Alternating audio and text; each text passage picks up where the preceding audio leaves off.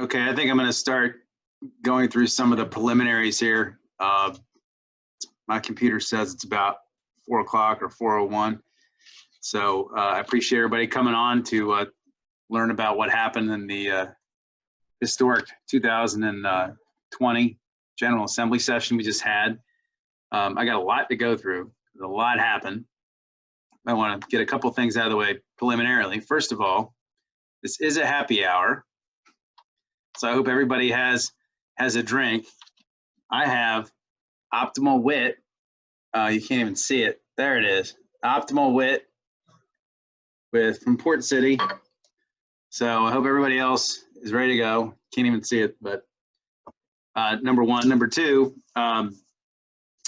please consider, I also, our small businesses in our area are hurting. Consider our craft brewers in our local area. All of them are allowing people to come pick up. Also, our Virginia craft distillers are actually allowing people to get online orders to your home directly, which is something we've never allowed in Virginia before while this is going on. So please consider that. I thought I'd just put in a plug for them. Now, in terms of our rules, we decided because of the volume, we've had over 100 people RSVP, around 100 people RSVP for this, that it'd be best if we kept everybody muted. And that if you want to ask a question, you should raise your hand, so to speak. If you go down under the participants, manage participants down the bottom, you click on that, a little menu will pull up on the right, which will show you how to raise your hand. So if you want to ask a question, you can do that. We'll see how that works. Or you can actually maybe if you want to type a question in the chat thing over on the right, we can try that also and see how that goes. So that's how I think we're going to start. Having said that, the first thing I just want to talk about is our session. You know, we had a huge General Assembly session this year. We had more bills introduced than we've had in well over a decade. Obviously, the change in majority made a big difference. A lot of people wanted to get a lot of things done. And it's the first time we had a Democratic alignment between the House and the Senate and the governor's mansion in 26 years. And so because of that historic opportunity, a lot of folks wanted to get a lot done. So we saw a lot of bills. I'm going to go through just some preliminary stats about things. I'm going to try and do my screen share now. You should have these materials. If you don't, hopefully everybody can see that, and my staff will bug me if you can't. But everybody should have been emailed these materials. If you did not, you can download them. And there's a link in the chat room. If you go to the top of the chat room, you'll see a link where you can download these materials and print them out yourself or have them up on a different screen or whatever. But this is some information that VPAP compiled. And you can see that this has the number of bills from each year. This shows the number of Republican bills and the number of Democratic bills. And you can see not only did the number of bills by Democrats go way up, but the number of bills in general went up. And I think we had, 200 or 300 more than we've ever seen before. We also had, because of the amount of important legislation we had and stuff that people had never seen before, we had a lot of very close votes. You can see between 2020 and 2018, the number of closely contested votes doubled in the Senate and went up by 400%, whatever, 4 times in the House of Delegates. And that's because the House of Delegates often would kill things in committee, whereas the Senate, we can't kill things in subcommittees, so more bills would get out to the floor. But in any event, we had a big spike in failed votes. This down here shows how many bills actually passed. 1,351 bills came out of the, actually passed both chambers. 981 got killed, 385 got carried over. And let me see if I can get this a little closer. But carried over means they're continued to next session, which basically effectively means they're dead. And then 284 got consolidated. That means they got wrapped in with other bills. So down here, this also shows you how many bills were controversial that couldn't be sorted out. So oh, here we go. conference committees are committees that are put together after both chambers cannot work out the differences in bills by trading the bills back and forth. So we put together a committee of both House and Senate members to try and reconcile bills. And so you can see here, we had 187 conference committees which were put together this year. I ended up sitting on about 30 of them. But these conference committees are where the final product is put out that goes on the floor of the body. And so you can just see that with the increased volume and the increased complexity and the increased controversy, we had to have a lot more conference committees to work on bills this year. And we actually were able to do that pretty well this year, even compared with prior years. Of course, most of these were with Republican control. I'm not sure what happened in 2018, why the number went down so bad in 18. But anyway, with ours, we got about as many done as the Republicans did when they were in charge. So the next thing I want to talk about is just to give you some context so that you can have some tools that, if in case you ever need to prepare. Oh, I'm sorry. One other thing I wanted to show you on VPAP before I forget. And I'm going to have to share to a different screen to show you this. But the number of lawyers in the chamber continues to dwindle. One of my favorite things on VPAP is VPAP puts out great information. It's www.vpap.org. It's where you find all the campaign finance information. Those visuals I was showing you is over here. But over here, they have some really interesting data on legislators. And you can break down legislators by lots of different things, whether they went to college, gender, race, age, et cetera. But one of the things I like to look at is how many are lawyers, given how many lawyers we have on this call. We have 43 members of the legislature that have JD degrees. However, out of those 43, I've counted at least 10 that really don't practice law in the way that I think most people on this telephone call do. A lot of them never even got their license to practice law, and many of them just don't go to court. So there's actually about 33 out of 140 that actually do what we do every day. And personally, I think that needs to change. And I find some of my best colleagues in the legislature are lawyers, whether either side of the aisle that they're on, because we're able to work through issues in a different way and without having to get through a lot of the legalese that we're accustomed to dealing with. And I also think lawyers are very well equipped to deal with policy and deal with matters in a legislative context. They tend to be the most effective members. And so just keep that in mind when you see the product that comes out of Richmond. So out of that, I'm going to go back to what I was just looking at a second ago. Again, my staff will jump in if I'm messing up here. Where was that other document? Oh, here. So resources really quick. If you need legislative history, LIS, Legislative Information System, that's where you get everything. The Code of Virginia has excellent tools that's online. You can actually go and click back through prior versions. You can see prior bills that changed bills just by clicking on a code section. And Richmond Sunlight has some really excellent information as well in terms of legislative history when you're looking to dig stuff up. If you want to find out about our budget, there's a budget tab in LIS. Senate Finance Committee and House Appropriations Committee have a lot of budget materials and all the backup that goes into it. And there's actually a lot of policy that happens in the budget that matters a lot to the things we do. You might not realize it, but it does. And the DPV website as well, that's the state's budget office. Video. Every session, floor session is videoed. In the Senate, every committee is videoed. Subcommittees are not videoed officially, but there's another group that does it where you can get it from. But the official video, it's only committee and the floor in the Senate. In the House, they actually video every single committee meeting, subcommittee, committee, or anyways. If you're trying to figure out what we did and why we amended a bill, you can go back at the video and you can look and you can see what the discussion was on the bill and why it maybe was done. So I can't tell you how many calls a year I get from lawyers wanting to know, why'd you guys do that? And then I tell them, go look at the video. It's, that helps people figure out. Also, a lot of big bills tend to come about because of big studies. So the JLARC Commission, they do a lot of studies that result in some big changes, like they did the casino bill this year. And then we have a lot of studies and we have a lot of commissions that meet in the off year. And we went, those bills that you saw that were carried over, the 300 and some bills that were carried over, a lot of those get sent to commissions to be studied. And then the commissions make reports at the end of the year that describe the bills that they did and why and what they did. And you can go there and look and see what the legislature was worried about and why they they ended up doing a lot of the things that they did. And then also, you can always call our legislative counsel and see if they'll talk to you. But these are the lawyers that talk to us every day, and here's the website for them. So let's get into the meat of what happened. So first of all, budgets and judges. We confirmed Justice Goodwin, Court of Appeals. I can't tell you how many calls I got about the Court of Appeals this year. Have you decided yet? Have you decided yet? Have you decided yet? And we never decided.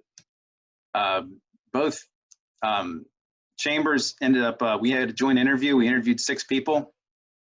3 of them were vetted by the Virginia State Bar. 3 were not. And I'm not going to get too much into the details about what the disagreements were or why, but we just could not make a decision. And personally, I think that vetting is extremely important. I know in the prior 10 years or so, the legislature has fallen out of asking the state bar to vet candidates or even listening to the state bar. And in our caucus, we felt very strongly that that needs to change. And so we asked the state bar to vet candidates. I think it's an important process for the bars to have input.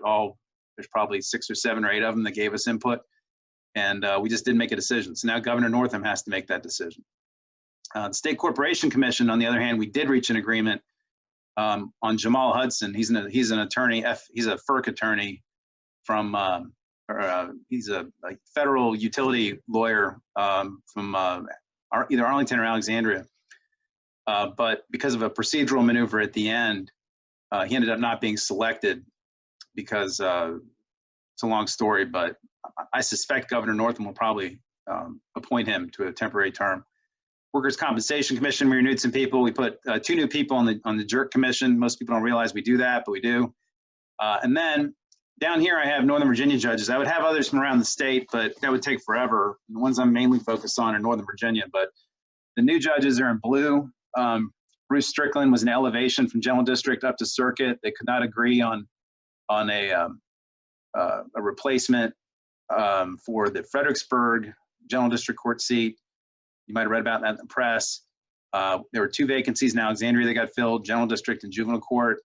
In Fairfax County, we have a new seat that was authorized by statute but did not get funded, which is why it's vacant. And then we have 2 new judges in General District Court in Loudoun and 2 new judges due to retirements in Juvenile Court in Prince William County. And that's what happened on judges this year. And if anybody has questions on judges, I'm happy to take them. And by the way, Philip's my aide. I can't see the chat bar when I have a screen share on, so just keep that in mind when I'm going through this. Yeah, I'm keeping an eye on it. All good. Okay. So budget. Most people don't think about budget as lawyers, but they deleted $350,000. The governor, these are all proposals by the governor to the new budget. One is delete $350,000 out for a new Fairfax County judgeship. We had planned to put 50 new people in the district courts in General District and Juvenile Court. Governor's proposed to get rid of that. $13 million. The courts desperately need these folks. There were $9.5 million of new public defenders that were authorized. Those have been proposed for deletion. New Commonwealth attorney staffing has been proposed for deletion. New housing attorneys proposed. Circuit court clerk expenses, circuit court salaries, raises for every single person that works in the courthouse. We now have a hiring freeze, but we're getting a whole bunch of new fees. So the fees are going to be levied, but none of the new investments in personnel in the courthouse or their salaries is coming. And I'm hopeful that we need to do something about that because those people work hard. They don't get paid enough. They don't have enough help. All the staffing models show we're about 200 or 300 employees short around the state in our district courts. And the public defenders are burning the candle at both ends. Especially with all the new video they have to process. The Commonwealth attorneys got a bunch of new attorneys last year, but the public defenders did not. So in any event, that is, right now we're going to vote on that next week at veto session, what to do about these budget amendments. But my suspicion is they're all going to go through because our budget is just not in good shape right now. Question for that about that, Senator, is that this is coming from Mr. Stoney. Were those defunding suggestions COVID related or pre-COVID? They were all COVID related. Many of these proposals were actually in the governor's proposed budget. Some of these funding things got enhanced through the legislative process.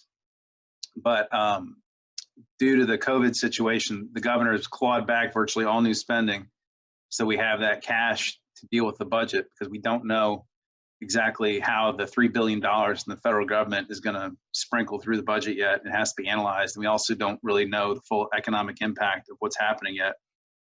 And we thought it was prudent just to cull back all new spending and reserve cash. So that's what happened, and that's likely to get passed next week, is my guess. So is the Prince William Public Defender's Office is still funded though, correct?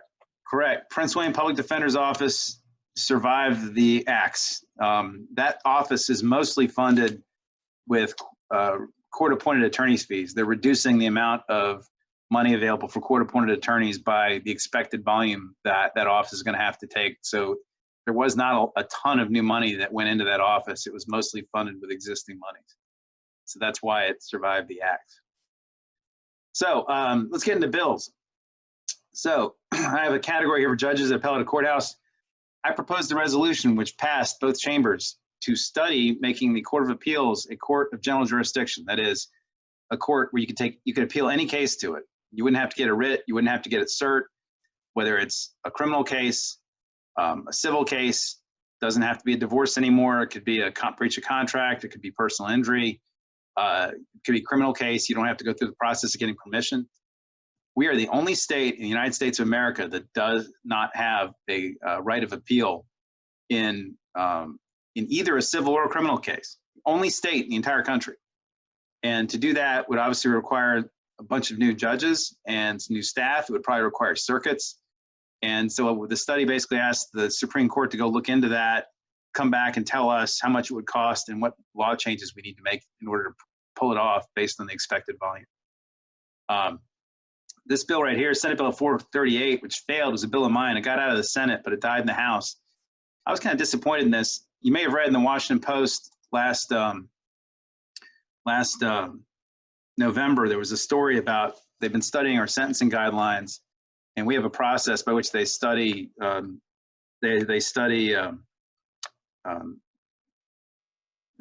we have a process in the sentencing guidelines for criminal cases where somebody can be recommended for an alternative assessment, that is, that doesn't involve jail, whether it's probation or something else.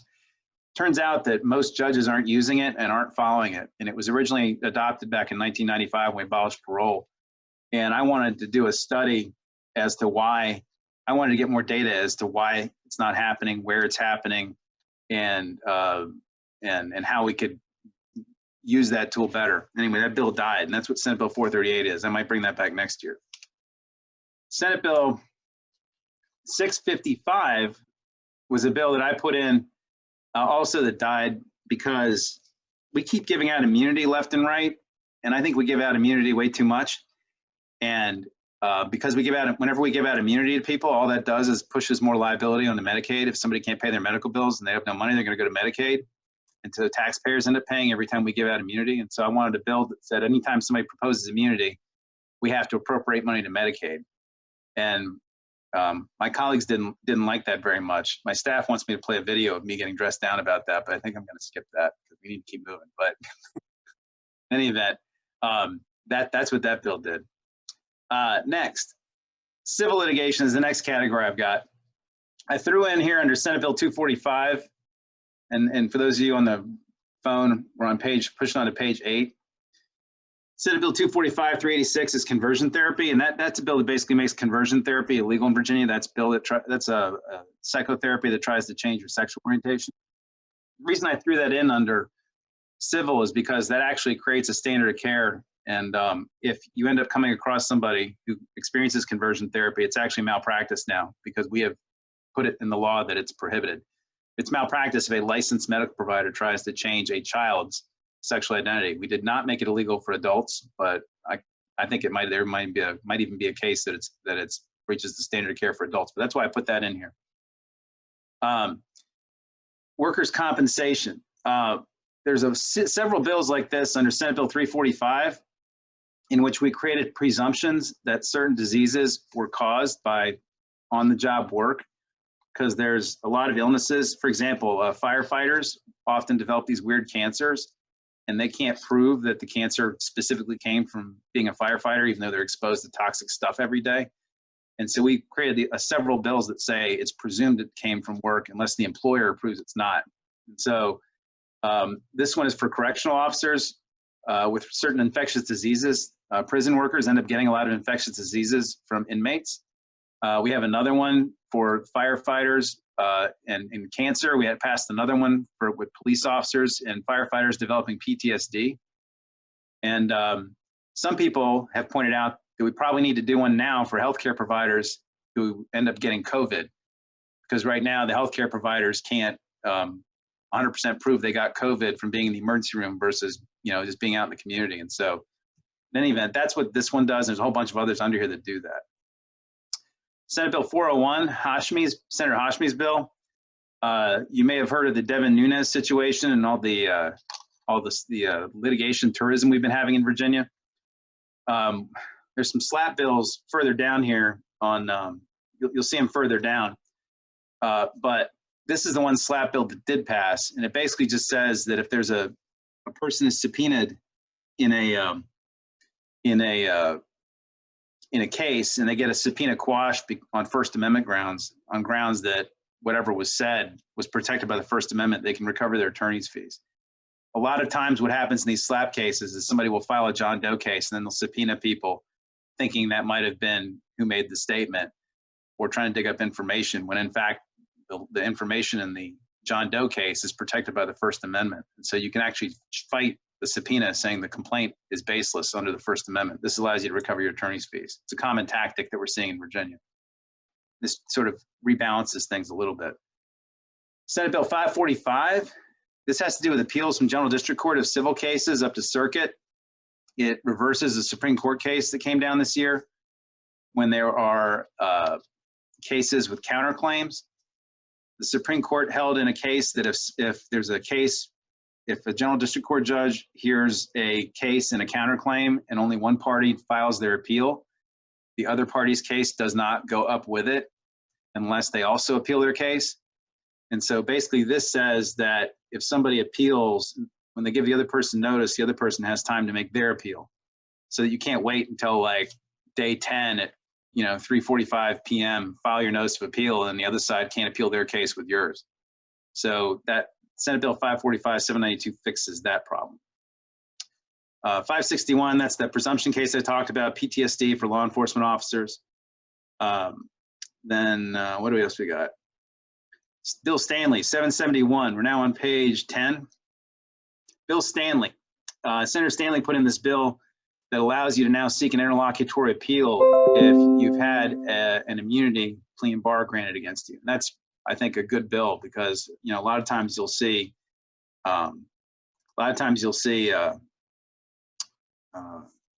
say sovereign immunity or charitable immunity granted or partially granted or denied. And you really want to know if the Supreme Court's going to reverse, say you get it denied, say you win, say if you're a plaintiff and you defeat a sovereign immunity attempt, then, if you're going to have risk on appeal, you'd rather appeal and know the answer to that rather than spend a lot of money on trial and then lose it when you get to the Supreme Court. So this allows the parties to take that issue to the Supreme Court before they have to take it to trial. Senate Bill 812, 1244 is a new cause of action you can file against people that call you to try and sell you stuff on the telephone, which is already illegal. It's the Telephone Privacy Protection Act. So if anybody calls you to offer property, goods, services, sale, lease, license, or investment, extensions of credit, et cetera, you can actually sue people now. So that's what that's about. 780 was a bill which I didn't like and I voted against, but it's a Delegate Danica Rome's bill, which says that now you don't have to file original returns of service with the court. You only have to, you can file a copy if you want. And I'm kind of a wet signature guy when it comes to stuff that's under oath. And so I thought that I didn't think there was a real problem we're trying to solve here, but some process servers had called up Danica and asked her to put this in because they didn't like going to the courthouse to file things. And so that bill passed. Then I have Senate Bill 790, which is Delegate Marcus Simon's bill, which actually increased our homestead exemptions for the first time in forever. I see Dan press down there toasting that. I carried a bill like this. I carried a bill like this for Dan a little while ago, but anyways, that, can I turn off my slide? Yes, I can do that. Okay. So in any event, the bankruptcy exemptions are going up. And if you want to know specifically how they're going up, go check out House Bill Senate 790. But the residence exemption went up. I think the personal property exemptions have gone up. There's some very specific ones that went up.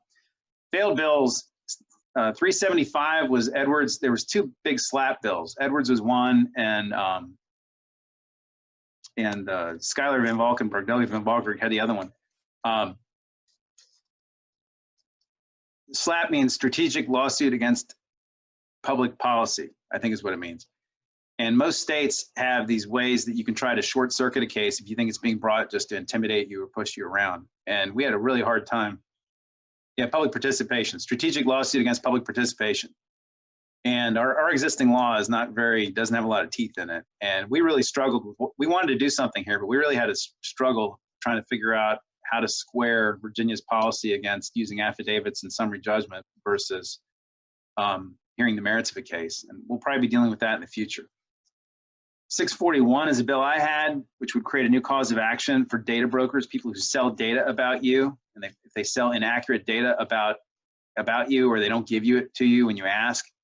We're gonna have a big study on that over the coming year, but this is an increasingly big problem where companies are basically gathering data about you and selling it. Senate Bill 659 was also my bill. Somebody told me it was the first bill on contributory negligence we'd seen in 20 years, but basically I was trying to repeal contrib when it comes to motor vehicle accidents involving pedestrians or cyclists. They adopted this in the District of Columbia about 3 or 4 years ago. It's worked fine, but it basically says if a cyclist and pedestrian get hit by a car, that if a jury finds that the cyclist or pedestrian was more likely the cause, then they're barred. But it's not the 1% contributory negligence rule, which is what we have today in Virginia. 663 also was a bill that really got me irritated. It's my bill. It basically said, this bill basically says that doctors who treat your clients have to speak to you. Many doctors are refusing to speak to lawyers.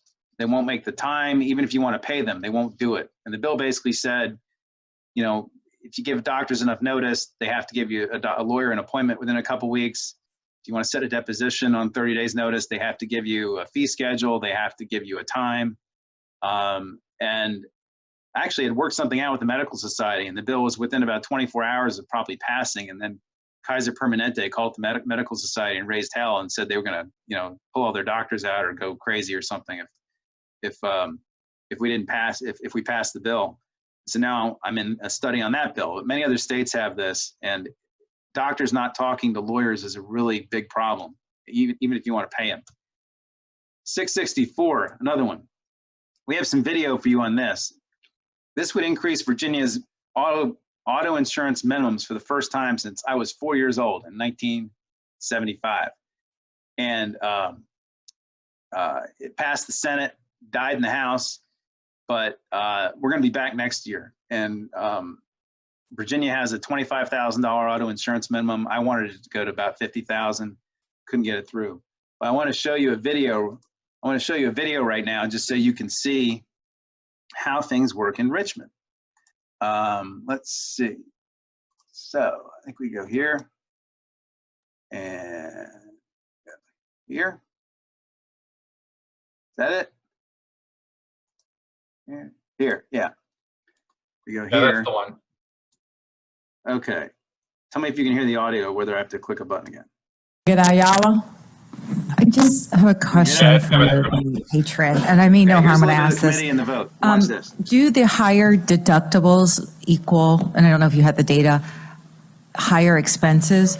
So for instance, I've seen data, and I've been just Googling sitting here, you know, that if we raise it, I mean, for me, some of our families are going to feel that impact, even if it's 9% here in Virginia. And Florida was your example, but I've seen that in California, they have a lower limit.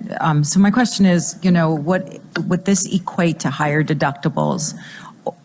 Not just rates, but higher deductibles for us? No. So first of all, with regard to your liability coverage, your underinsured coverage, and your uninsured motorist coverage, and the property damage coverage, there is no deductible, because you're talking about injuries that you cause someone else or that somebody causes to you. The deductible applies to the coverage you get on your own car. That's on the collision coverage, and this bill doesn't have anything to do with collision coverage. So, for example, this just has to do with the minimum. It doesn't affect the deductible. If I'm wrong, Chris Legault will correct me, but I'm pretty sure this doesn't have anything to do with the deductible. Delegate Weber. Yes, Madam Chair. Question for the patron. Yeah. When you were comparing Florida and... Let me just give you guys some context really quick. Maine has the highest insurance minimum in the country. It's 50,000, and Florida has the lowest at 10. Maine has the smallest number of uninsured drivers, even though it has the highest insurance minimum. Florida has the largest number of uninsured drivers, even though it has the lowest insurance minimum. It's completely opposite to what you'd think, but that's what these are about. And then we're going to get into the vote. Maine. Yeah. Okay. You said that 1 in 4 folks go without coverage in Florida, correct? 26%. 26%. So, and then almost everybody in Maine has coverage. 96%. Okay. Could also the premiums in between Florida and Maine be differently? Because in Florida, you've got a lot more people. I've driven in Florida. It's like driving at Daytona, as opposed to Maine, where your biggest concern is driving into a moose.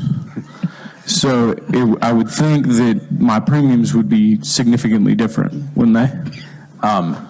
Madam Chairman, what I would say to the delegate is I don't, that anything's possible, but at least I know that people running into deers and bear and a lot of other things cause a lot of property damage too. And I can't explain that, but what I can say is that in 7 states that have increased premiums, 7 states have increased coverage, the uninsured rate went down in 6 out of 7 of those states, and I can cite you to the states if you want to see them. And also, curiously, the minimum required in the European Union is $1.1 million. So I'm just trying to get us to 4% of Europe. Thank you, Madam Chair. Yes. Just a moment. So here, I want to show you what happened on the vote, just so you have an understanding of what I deal with every day when I'm in Richmond.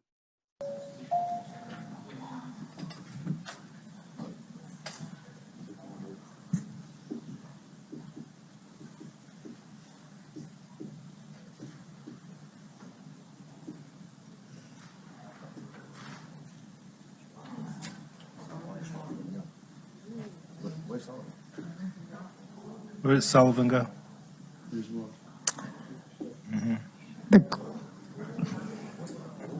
Can we?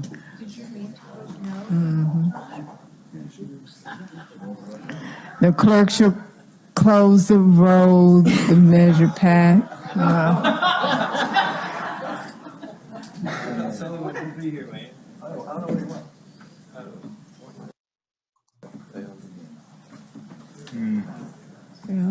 Turn it on.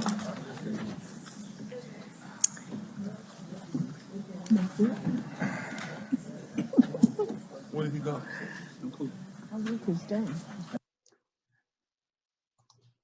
All right, so that's how my bill failed. And that is not an uncommon occurrence in Richmond. Just so you have an idea, okay? And also just so you have an idea of the level of policy discussions that happened, I wanted you to see that as well. Now, one other thing I wanted to show you here is Senate Bill 1043. There's only 2 states in the country that don't have class action lawsuits, us and Mississippi at the state level. And I passed this bill out of the Senate. I got it over to the House. And in the House, let me show you what happened there on that one. Here's another vote.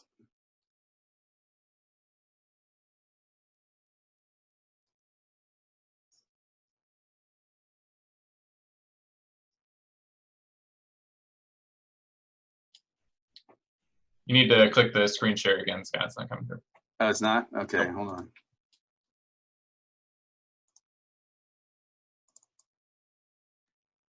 All right, I think I heard a motion. Second. All right, it's been moved and seconded that the bill be reported. All members wishing to vote, please do so on electronic voting board.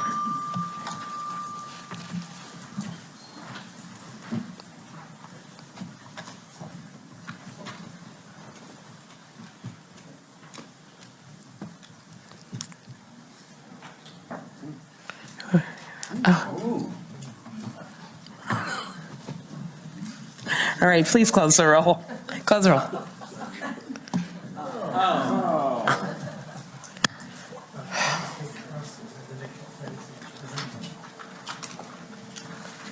All right, the bill fails to report. One other. Yes. So in any event, just when you think you got it, you don't got it. When you think you're going to pass, people tell you they're voting for it, they don't. Welcome to my life. So let's move on. Criminal law. This is a lot to talk about. And I'm hoping I'm telling you everything you need to know, but oh my God, there's a lot to talk about. So first of all, we got rid of license suspensions for non-payment of for fines and costs. That was in the budget last year, but this time we've actually put it in the code, so it's out. Second bill I want to talk about, decriminalization of marijuana. There's a whole lot packed into this one. So basically we took marijuana from a class 1 misdemeanor and made it a finable civil infraction. It has to be proven beyond a reasonable doubt. There's now a presumption that if you have under half an ounce, that it is not for distribution, which I think is the law anyway, but in any event, we put that in the law. And we also made it clear that these convictions are not reported to CCRE, that is the Virginia Criminal Information Network, where it gets reported to the FBI. In addition to that, one little present that I tucked into the bill was that we added violations of civil infractions to the expungement statute right here. So now, because of this, any acquittal of a civil infraction can be expunged. And so that would include first offense refusals, noise violations, anything that's defined as civil. Okay? And that was a very last minute thing. I had to really fight to get that in. But I just want to let everybody know that there's a lot of lawyers that think that this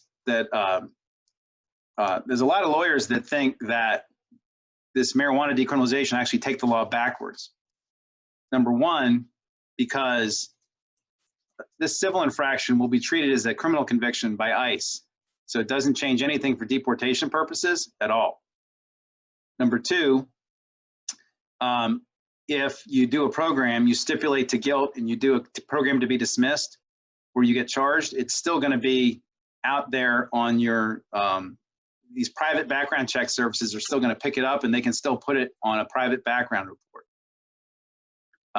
Number three, the other problem with it is that because it's now civil, you have absolutely no right to counsel. So if people don't have lawyers standing next to them, they're much more likely to either just say, I'll pay the fine, or I'll plead guilty and do the program, and then lose their right to expungement, even if there's a crappy case against them.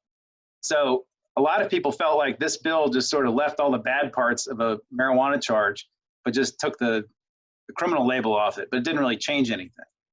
It also doesn't change the fact that if an officer can smell marijuana, they can still go into your pockets or your car because it's still an infraction. So a lot of people thought, yeah, I see that. I see that. Yeah, I'll get to that in a second. So anyways, this marijuana thing is not, we're not done on that yet. There's also a requirement that we study legalization. I thought we should have just deleted it out of the code, period, and deal with it that way instead of leaving anything on the books, but I couldn't get the votes for that. So that's what we did. Anyways, I see we have a question here. Does an expungement include civil protective orders?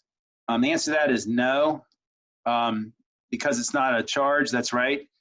But we've tried to do expungement of protective orders before, and it's really hard because the Commonwealth Attorney's Office doesn't want to be in charge of blessing yes or no on those because they don't have a police file they can look at, they don't have a record they can look at, and they don't want to get in the middle of some domestic matter and have to make a judgment about whether it ought to be dismissed, whether it ought to be expunged or not. That's a lot of work for them, and they don't want to be party to that. That's the other reason. But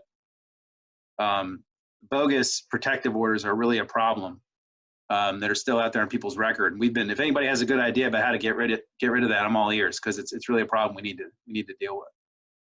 So I'm gonna hop back to the outline. If you look at the bottom of page 13, we now have said that you cannot get a disorderly conduct if you're in school. Right here, Senate Bill 3, House Bill 256, that's really important. I've done disorderly conducts for kids hiding under school bus seats in 7th grade. That needs to happen. I'm glad we passed that.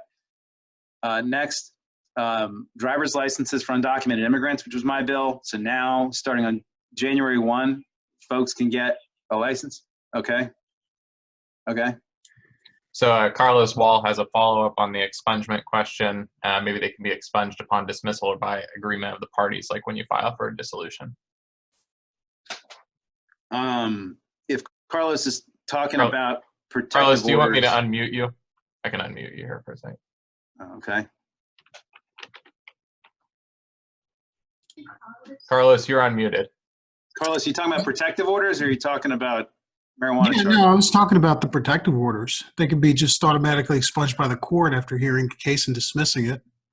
Or, if one was issued and then both parties come back to dissolve it, they could just, Yeah, I agree the court could do it. The concern that people have, that's an interesting idea. The concern that people have about doing it by agreement of the parties later is that you could have a situation where somebody's abusive and they pressure somebody into doing it. And you don't have that third party check in there to make sure that's not going on. But doing it while it's right there in front of the court is an interesting idea. I'm going to take that under advisement. So I appreciate that. Good idea. please unmute me before my kids start screaming. All right, Carlos has lots of good ideas. Actually, we passed a couple bills that he gave me ideas on over the last 5 years, so we'll get to those in a second. Back to the outline, down here at the bottom of page 14, we raised the threshold on reckless driving to 85 miles an hour. That obviously only kicks in for cases where the speed limit is over, where the speed limit is over 70. Or over 65, I mean. So it only changes the 85 mile an hour threshold. It doesn't change the 80 mile an hour threshold. It doesn't change the 20 plus. Senate Bill 16874 was my bill with Delegate Jeff Bourne.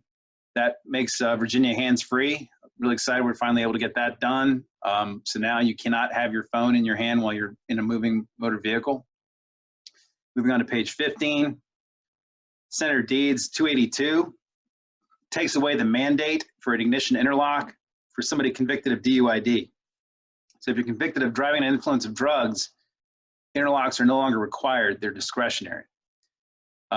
Next, 437 is a vulnerable user bill. I've been trying to get this passed for like 6 years, but this basically creates a class 1 misdemeanor if you seriously injure a cyclist or pedestrian in a car accident. The serious injury piece is the same type of injury that would qualify for malicious wounding without the intent.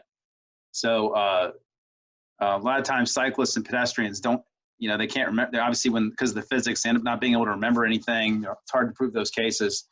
And a lot of us felt like we need to increase the consequences when you seriously injure a cyclist or pedestrian. 439, a lot of people have been asking me about. 439 has to do with also with interlocks. And it basically says that starting July 1 of next year, not this year, next year, if you're convicted of a DUI, you don't have to get the green sheet restricted license with all the conditions on it, to and from work, to and from church, to and from school, to and from whatever, if you have an interlock on your car. Judges have been asking for this at a judicial conference I go to every year. It also says that for second offenses or high BAC firsts, you can go without the conditions on your restricted license if you have both an interlock and you have a continuous alcohol monitoring device. So you have a secondary device that confirms you're not consuming alcohol. So I think a lot of people are going to take advantage of this, even though it costs a little more, but it simplifies the restricted license significantly. And I was excited we finally got this done. 788 raised the misdemeanor felony threshold to $1,000. Can we pause for a second? Yep. I had a question. Is the hands-free change a primary offense allowing the police to pull someone over for a suspected violation? That's from Lauren Bryce. Yes, it is a primary offense, and it was made a primary offense in 2011. So that it doesn't change that aspect of the law. It was first enacted in 2007 as a secondary offense. In 2011, we made it a primary offense. But the law that's been on the books for the last, what does that mean? 8-9 years now has been completely unenforceable because police can't tell if you got a phone in your hand, like what you're doing with the thing, whether you're dialing a number or entering text. And so they just haven't been enforcing it. I think we joined like 27 or other states or so in passing that. Back to the outline, we raised the misdemeanor felony threshold to $1,000, which we should have done last year. That's on all larceny, property crimes. 798, this is a bill, Carlos Wall, thank you for giving me this idea. But this makes it clear that if you're charged with a violation of 18.2272, which is the driving while revoked after DUI, you have to be on a highway, so it cannot be in a parking lot. Right now, so it basically makes it the same as driving on suspended. That's what 798 does. 1015 is a Marsden bill, has to do with THC oil and cannabidiol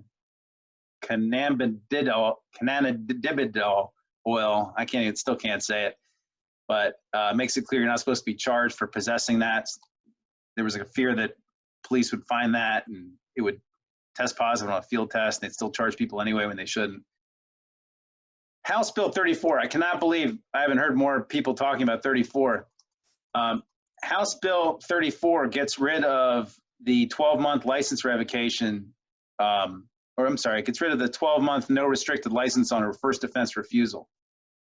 So now on a first offense refusal, a driver will be able to petition for a restricted license after 30 days, effective July 1.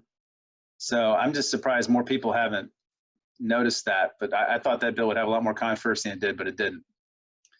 I'm going to hop through some of this other stuff. At the bottom of page 17, I want to make sure everybody sees that we're now going to have photo speed monitoring, but it has to be in only highway safety zones. There's some very limited areas. Localities can't just put them up everywhere. It basically has to be in a school crossing zone or a highway work zone where you have big signs up. Basically, the problem is, take, for example, 66 or places where there's construction and they take away the shoulders, there's nowhere to do speed enforcement. So this would allow them to put up speed cameras in highway safety zones so that speed can actually be enforced there. And it's the same as the prior, camera stuff, which is it doesn't go on your record. You can dispute it by affidavit, et cetera. 524 was a bill we had some fun with. I know the title of it is a little hard to read, but basically the bill makes it illegal to get a happy ending in Virginia and get paid for it. Most people didn't realize that was still legal, but it was.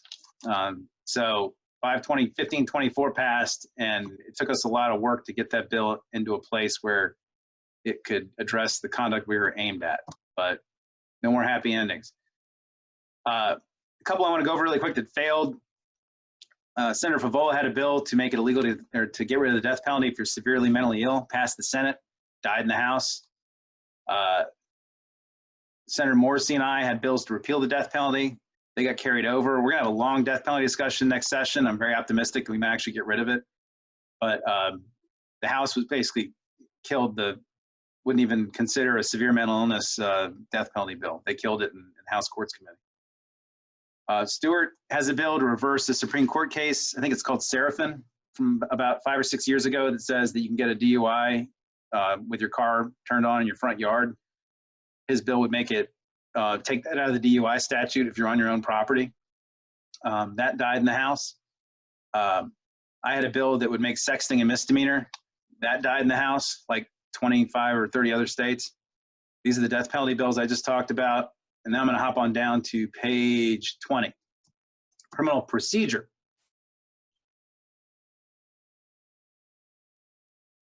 Who did?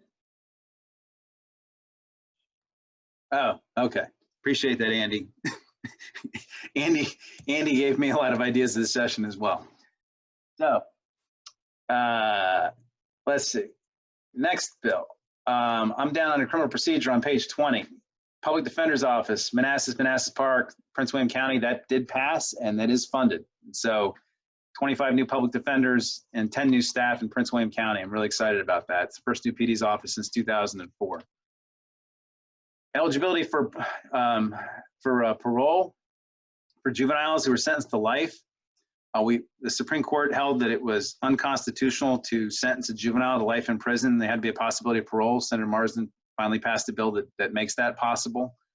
You can read the details right there. Senator Stewart passed legislation that allows a court to defer and dismiss a case where the defendant is diagnosed with autism or an intellectual disability. That's I think that's an excellent bill. I was really happy we were able to get that through. There was also another bill for deferred dispositions for a broader category of property crimes that Senator Deeds and Delegate Mullins passed. That was a recommendation of the commission where the prosecutors and the judges and the defense lawyers all sit together. But it was a very tiny step. I had a bill, which we'll talk about in a minute, which would have been a much bigger bill and for deferred dispositions. I'm going to kick down through here. Senate Bill 408 has to do with protective orders. I put those under criminal procedure, even though they're kind of sort of civil and criminal. But I passed a bill last year that required appeals of protective orders to circuit court to be expedited immediately and docketed immediately. That created a problem where the defendant who appealed the order knew about the appeal, but the petitioner didn't know about it. And so this bill just makes clear that the petitioner has to be served with notice of the appeal and the hearing, so that the protective order is entered in circuit court without notice. And so you need to stay on top of that if you're appealing a protective order. Senate Bill 491-1150 was me and Delegate Lopez. This removes the requirement that the sheriffs report misdemeanor arrests to ICE. It makes it optional for each jail. So it does not prohibit reporting to ICE, but it makes it optional for each sheriff. And so if you're representing people, you need to stay on top of what your local sheriff does. Senate Bill 511 takes away the requirement that you have pleaded not guilty for purposes of a writ of actual innocence. That was, I think, an important thing. There's a lot of people who plead guilty because of what they're facing, even if they're not guilty. So they end up not being able to petition for writ of actual innocence. They'll be able to do that now. Down to page 23. Senator Edwards, Delegate Cliff Hayes passed legislation removing driver's license suspensions for certain drug fines and for certain property crimes that don't relate to your driving behavior. Senate Bill 546 raises the age you can be tried as an adult from 14 to 16. I think Delegate Guzman might have had the other version of that on the House side, which isn't shown here, but I think she had that. Going on to page 24. 646 was my bill. Now that we've legalized hemp in Virginia, we need to come up with a statutory definition of hemp so that people aren't carrying hemp but get charged with marijuana possession. And so right now, certain field tests can't distinguish. And so the Department of Forensic Science had to come up with a new test for what is marijuana. And this bill puts that in the code. If you have any marijuana charges going to trial in the next 2 months, call me and I'll explain it to you. You might have a defense. Next, Senate Bill 667 by Senator Boysko. This was a really important bill. This basically creates a safe harbor for people to call the police if they're experiencing an overdose. And I've actually had this situation happen where a client called me in the last month about having this problem. Current law says that if you're overdosing and you call, or you get immunity, or if somebody else calls for you, they get immunity. But if somebody else calls for you, you don't get immunity. So this bill makes it clear that if anybody calls, everybody gets immunity. And it also makes clear that it's not an affirmative defense. It specifically says you shall not be charged, period.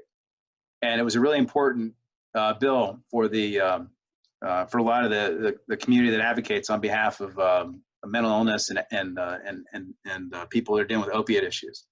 But I thought this was a really big step and a big accomplishment.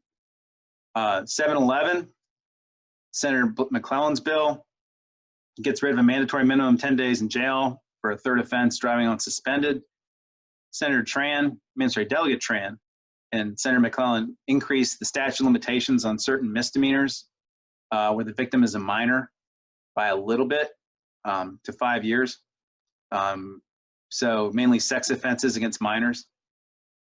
Senate Bill 793 is the House Bill 333, Delegate Lindsay, Senator McClellan. This has to do with fishback, and you need to go look at the dates here. But basically, if you know of any clients who were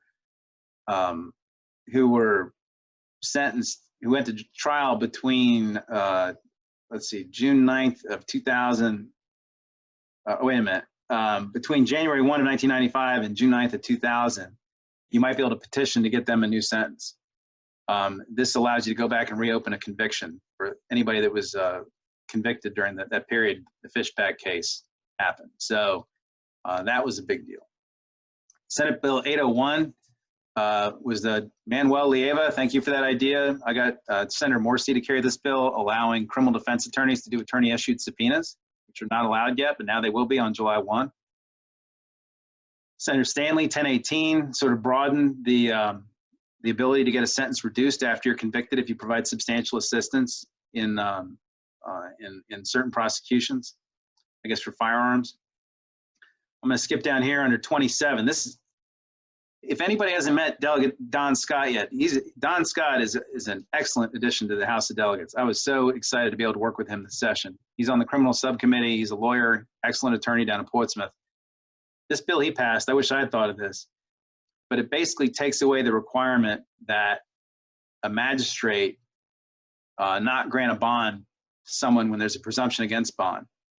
So now if a person is brought in of an offense where there's a presumption against bond, the magistrate can listen to the person and decide if that person really needs to not get a bond, instead of the person having to sit in jail for 3 days and then wait for their lawyer to come and file for a bond motion.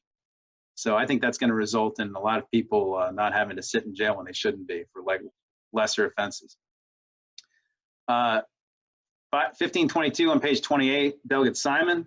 This has to do with, this says you can't forfeit property unless you've been convicted anymore. Now we're into the bills that failed. We've been trying to pass that for like 6 or 7 years now, by the way.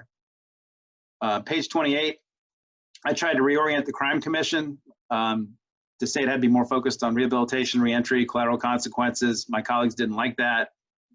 Not a big deal, but kind of annoying. 489 on page 29.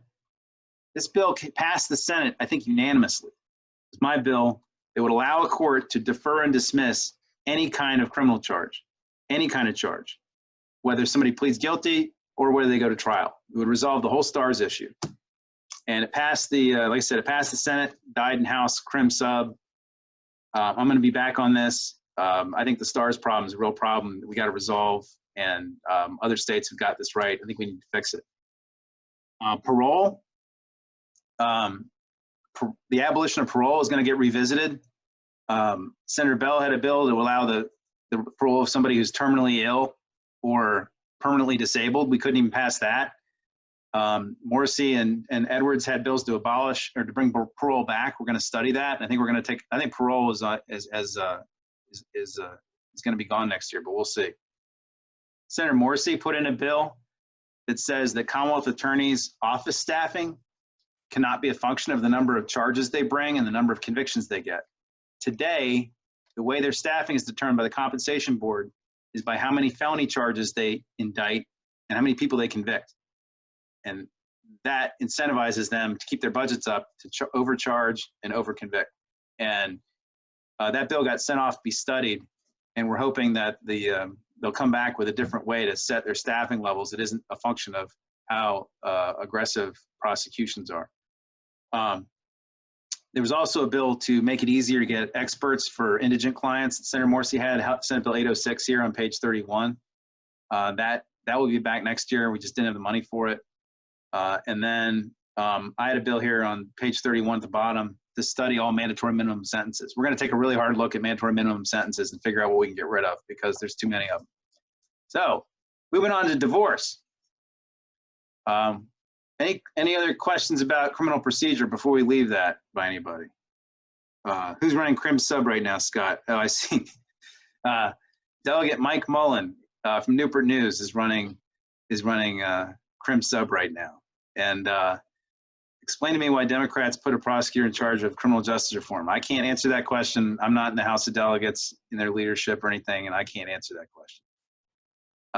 Who's going to be on the Crime Commission from the Senate? I don't know the answer to that yet. I suspect Senator Edwards will because he's the court's chairman. And then after that, the Rules Committee is going to have to figure it out. But my guess is it'll either be Cree Deeds, myself, or Senator Morrissey. But we'll see. I don't know whether Cree wants to go on. I want to go on, and Joe wants to go on. But we'll see what happens. So we only have one other spot in the Senate, and I can't speak to the House. So, any other criminal questions? Okay, we're going to move on to divorce. So we had a few things that happened in divorce. Oh yeah, and if you want us to unmute you or something, click the raise your hand button, and we'll unmute you if you want to verbalize something. So to do that, you need to click the participants button down at the bottom of the screen first. Who does? Oh yeah, if you want to raise your hand, you have to click on the participants button, and then the little raise your hand thing will pop up, and you can raise your hand. And then we'll open you up for a verbal question. So, we're now on page 32. Senate Bill 105 was a bill that Senator Favola and Levine brought that I brought last year, that I negotiated this year. That basically changes the evidence that's admissible in a custody case if there's a history of abuse. The existing statute said it had to be abuse between the litigants and the child, but this makes it so that if some party to a custody case abused a child in another relationship or abused a spouse or a girlfriend or a boyfriend in another relationship, that could be admissible. And so this basically puts a window on that, and hopefully it ends that discussion with Delegate Levine. He's been trying to get that done for a while now, but to him it was important that we have he said some judges around the state were not allowing abuse evidence in general to be let in, and so we wanted to make it clear that it needs to come in. 428 is my bill. Basically says you can seek unreimbursed pregnancy expenses in a child support case. Right now you can only do it in a paternity case, but not a child support case. So that solves that problem.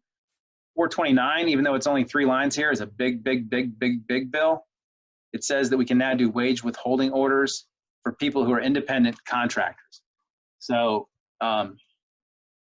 yep.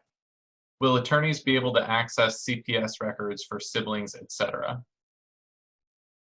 CPS records for siblings. So we did not change the law. We did not change the law on that. So if there's an issue with that, send me an email offline, and I'm happy to look into whether that ought to be the case or not. It's a good question. Thank you, Jennifer, for the question. So back to the independent contractor piece. Right now, you can only do a wage withholding order for child support for somebody who's a W-2 employee. So you can go work for Uber or Lyft or be a realtor or whatever, and you can't do a wage withholding order. This changes that. And Virginia has over $3 billion of unpaid child support. And I think there's 17 other states that are doing this. I was excited we were finally get this done. There's my third try on this bill this year.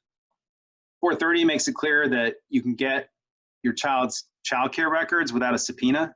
There's some child care centers that felt like it didn't fall within the health records or the education records exception, where you can just give a release and go get them that says they have to turn them over without a subpoena to a parent. 432 clears up a dispute that's been going on in the courts. If somebody seeks a reservation of child support, whether or not you have to prove a material change in circumstances or not to in order to undo the reservation and get spousal support. This says you do have to prove a material change in circumstances since the order was entered. 433, thank God, was finally passed.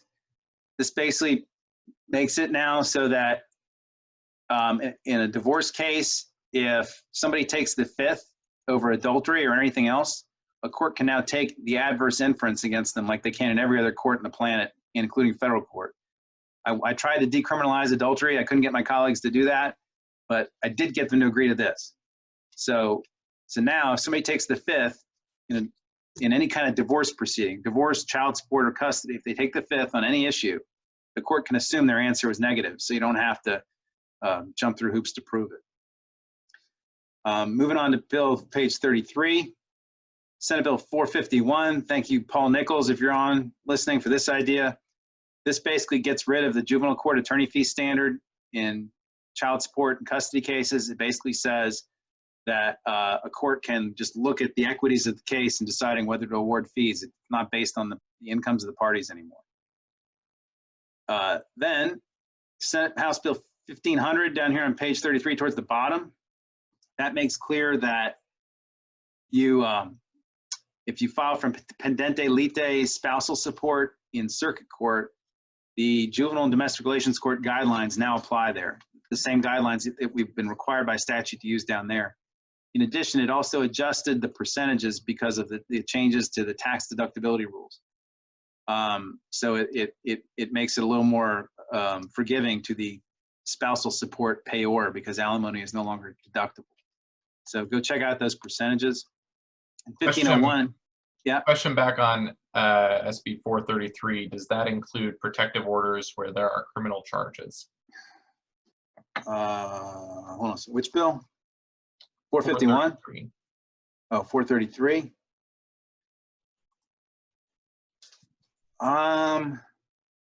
That's a good question. I would go look it up. I can't remember whether 433, exactly what words it used, whether it said divorce, child support, or custody, or whether it said any action between family members. So it's possible, but it could be vague enough where you could argue that, but that's a good question. I hadn't thought about protective orders when it was going through the process. So, but it's Senate Bill 433. Go right now onto lis.gov and type in Senate Bill 433 on the bill searcher thing, and you can see the language. But I can tell you that at least when I was moving the bill through, I wasn't thinking about that one way or the other. So I can't tell you right now off the top of my head. Then House Bill 1501 clarifies a bill that I passed last year, which basically says when you're writing a property settlement agreement, you don't have to use the magic words anymore for making it clear that spousal support is modifiable or non-modifiable. You don't have to use a specific phrase. So make sure you read that very carefully and adjust your property settlement agreement forms accordingly. Because I always felt like the spousal support modification thing was a malpractice trap. That's why I passed the bill last year. This makes it even better, I think. Now, employment law, page 34. If you all didn't practice employment law in Virginia anymore, that's going to change because we passed a lot of bills that create a lot of new causes of action for anybody who's been fired. So you're going to see a whole bunch more people focusing on employment law because of this session. First, I just want to note here, we passed the new minimum wage. And the only reason I put that in here is because there's a lot of exemptions to minimum wage, and there's a little bit of ambiguity in there. I actually pretty much wrote the bill, but I'm a little worried about whether employers can figure out whether certain people are exempt or not, and if they might not pay somebody enough because they can't read the bill correctly. And so you need to understand what that law says if you're going to practice employment law. Then hopping down through here, these first two bills are just sort of administrative things, but Senate Bill 480 and House Bill 330 on page 35, this says you can't have a covenant not to compete with a low-wage employee anymore, which is, it's crazy, but there was, people that were working, making minimum wage, $7, $8, $9 an hour that had covenants not to compete. This gets rid of that. 662 creates a private cause of action for misclassification. So if you classify somebody as 1099 instead of W-2, you can now get sued for it and you're gonna have to pay for it. That's a big deal. And I think you're gonna see, and that not only affects our clients, but it affects our law practices. If you got a paralegal or something in your practice, you got 1099, you might wanna think twice about that. Misclassification is now a thing, and also firing somebody for questioning misclassification is also a wrongful termination. 798 is Delegate Delaney. This bill took a little bit of work, but it basically soups up what we call a Bowman claim, which is that if an employee claims they got terminated because they reported a violation of law or they refused to engage in a criminal act, or they refused to follow an employer's order they thought violates, not that they thought violates, but that actually violates the law, then they can file a lawsuit, get attorney's fees and missed wages and all that. I think a lot more people are going to be using severance agreements now and paying people severance bonuses when they leave employment because of these things we passed. 804. Who? Oh, Spitler. Yeah, the minimum wage, well, the bill we passed did not go into effect until January 1 of 2021. And the governor's proposed, I think, to push it to May 1 of next year. And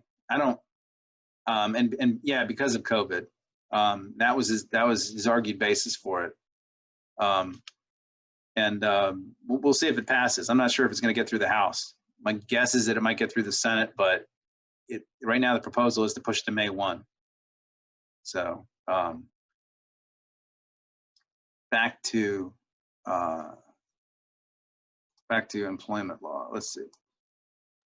804, we're on page 36, Senator McClellan. This says that you have to pay minimum wage to people that do domestic work. So if people are cleaning homes, there was an exclusion of minimum wage. This gets rid of it for that. So when our minimum wage gets up to $11, $12 an hour, that'll probably start to come into play.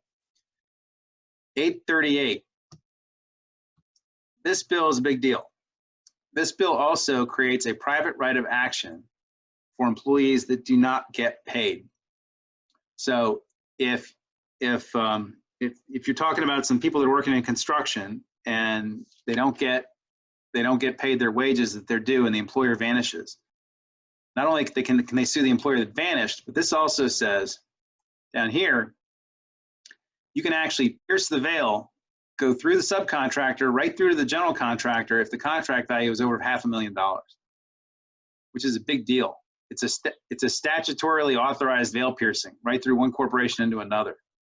In addition, it also has a class action component. So this becomes, I think, the second or third class action there is in Virginia. Right now we have them for asbestos and homeowners associations and condo associations. This creates it for non-payment of wages. I think you're going to see a lot more people bringing wage claims like this. It also provides for, I think, triple damages and attorney's fees. So that's 838. Next, 868.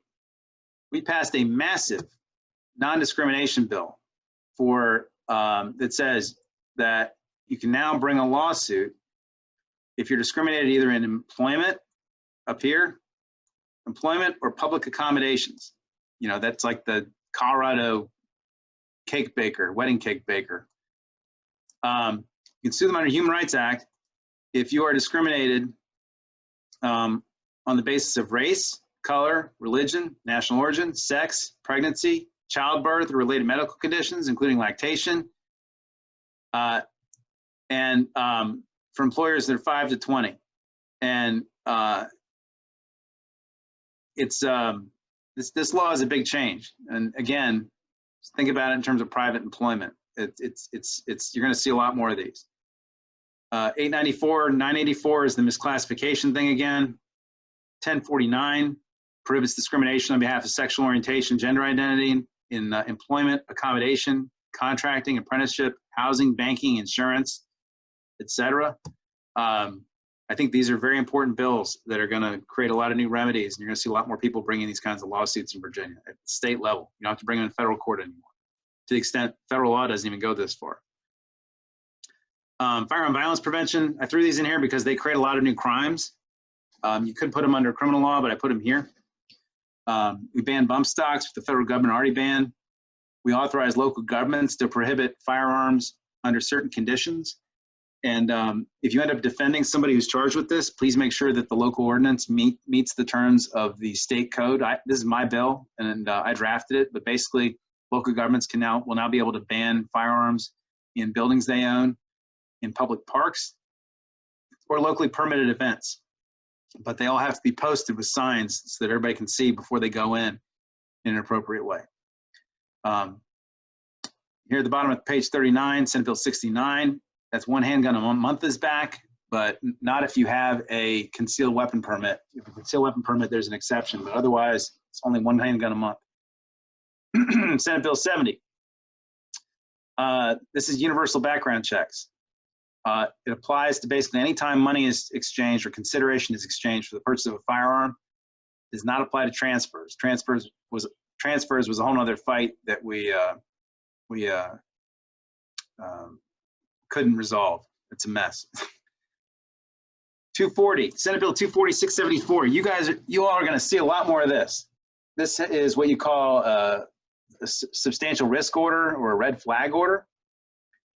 In the states that have adopted this, it's used a lot, about 60% of the time, also in conjunction with criminal cases. But it basically says that if somebody poses an extreme risk to the public because of their ownership or possession of a firearm, you can go get an order requiring the government to remove their firearm. We spent a lot of time building a lot of due process protections into this. And right now, basically, the law enforcement has to serve them with the order, provide them with an opportunity to surrender the weapons. If they don't surrender weapons at that time, then the officer can go get a search warrant, at which point in time they can go into somebody's home to recover weapons. And the reason for that is because it would be a class 1 misdemeanor to continue to possess a firearm after one of these orders is entered against you. So you're going to see a lot of these kinds of cases, and a lot of people are going to need lawyers to both defend them and they're going to come up in the criminal cases. I suspect they're going to come up a lot, and maybe even some in divorce cases. 436 is a bill that I carried, which makes Virginia the second state to have a do not sell list for firearms. A lot of people said to me, like, who would put themselves voluntarily on a do not sell list? The answer to that is a lot of people who are bipolar and having difficulty controlling their illness with medication. You can get into an extreme depression where you might get impulsive and go buy a firearm. And so this is a way that an individual can put themselves on a list where a store will not sell them a gun if they put themselves on this list. I think you might actually see this. The psychiatric community is probably likely to recommend this for some folks. I would not be surprised if you maybe even see it in some custody disputes where courts order people to put themselves on the list if they're having difficulty controlling themselves, maybe, things like that. So, but anyways, we're the second state in the country to do it. I was very excited we were finally able to do this, and it goes squarely at the mental health firearm issue. Senate Bill 479 requires, if you have a protective order entered against you, you have to surrender the firearm to law enforcement. You cannot just give it to your neighbor or your brother or your sister. You have to surrender it to law enforcement. That's a change over existing law. Then going down, Senate Bill, I'm on page 42 here, 5 pages to go. Senate Bill 16-961, Saslaw Levine. This was the assault weapons bill. Senator Saslaw struck his bill. Delegate Levine, the House chose to go forward on theirs and went to the Senate. We immediately sent it to the Crime Commission for study. We'll see if that comes back next year, but that's a very difficult issue to resolve because so many people already possess these weapons. It's very hard to create potential felonies out of things that a lot of people already have. And we're going to have to, it's a policy that I personally favor, but it's going to be very hard to work out. I think we're probably, if we do anything, it would be like a licensing system, like we currently have for machine guns, but we'll see. A couple real estate bills. We did a lot of changes to landlord tenant. If you write leases or if you rent property to anybody or you defend people who you do evictions or defend people in evictions, there's a whole bunch of new defenses. The law in here changed a lot. Senate Bill 115 says that whenever a tenancy is terminated and the tenant is receiving some kind of subsidy, you have to provide a certain type of notice. By the way, Senator Peterson had this bill here about mechanics liens, which is going to provide, if you represent any businesses in mechanic liens disputes, some much better remedies where you can sue the contractor for paying a sub if the mechanics lien isn't followed correctly. 640 is my bill.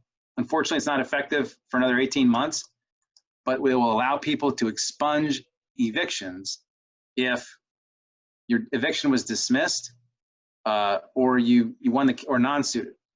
The reason that's important is because a lot of these tenant screening companies have come up with these algorithms where they give people they tell landlords not to rent to people just because they have an eviction on their file, even if it wasn't a valid eviction.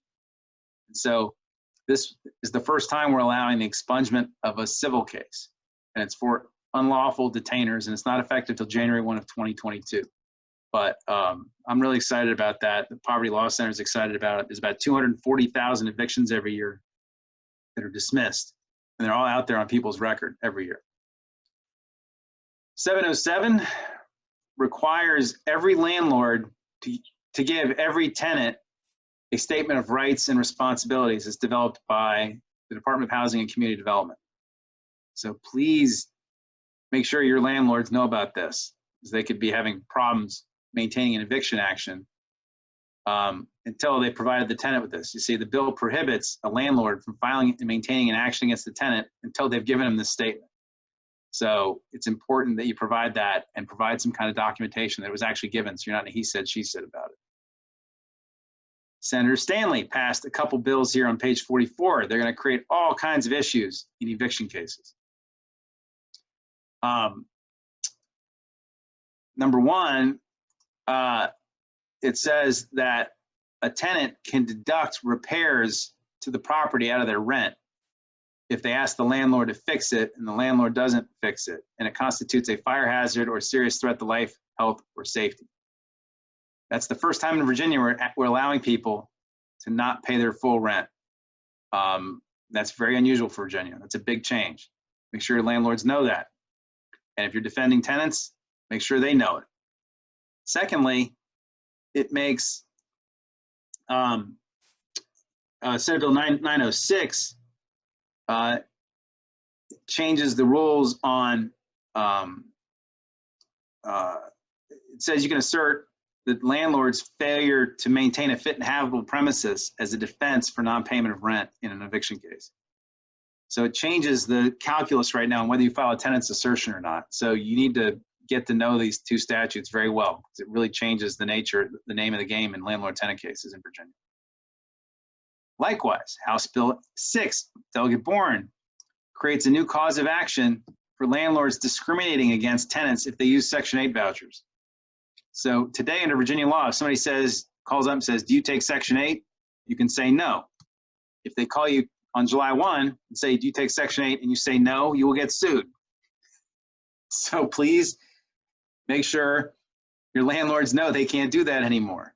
You can still deny a tenant based on, for example, their credit history or something like that, but you can't deny them based on Section 8 vouchers.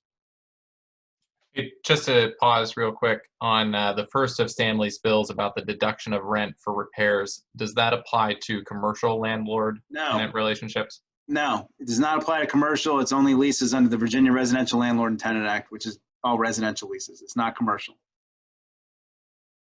1420 is also Delegate Bourne. We have a lot of these landlord-tenant bills coming out of Richmond, because Richmond is basically the eviction capital of the United States of America, according to the New York Times.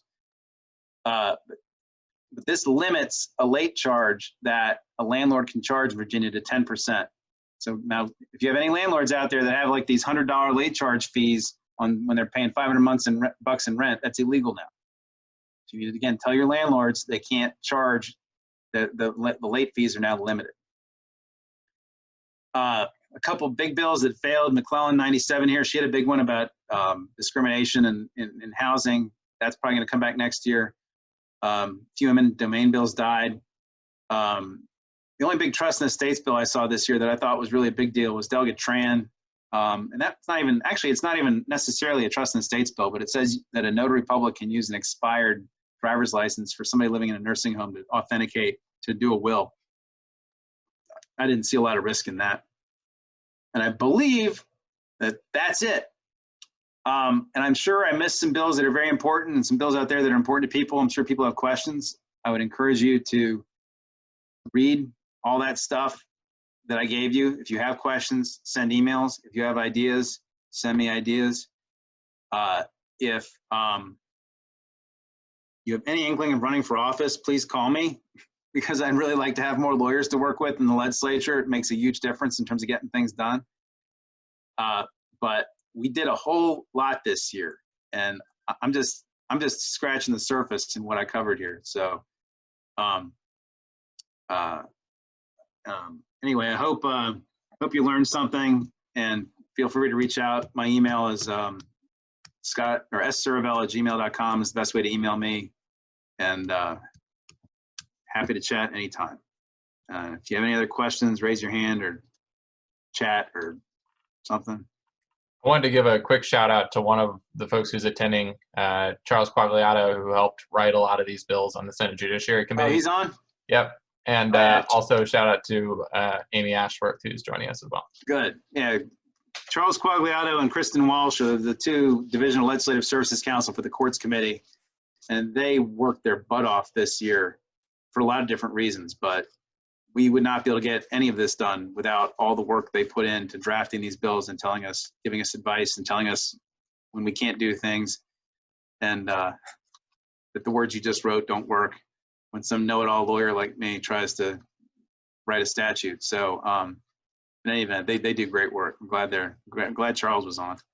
All right, so anyways, thanks for joining, everybody. Send me an email. Enjoy the rest of your happy hour. I'm gonna go finish my beer now. And I guess we're done. Thanks a lot. And thanks to my staff, by the way, Philip Scranage, who's my chief of staff, and Celine Grasno, who's also up there too, that they helped me set this up today, and this new format seems to work pretty well. So thanks a lot, and see you later.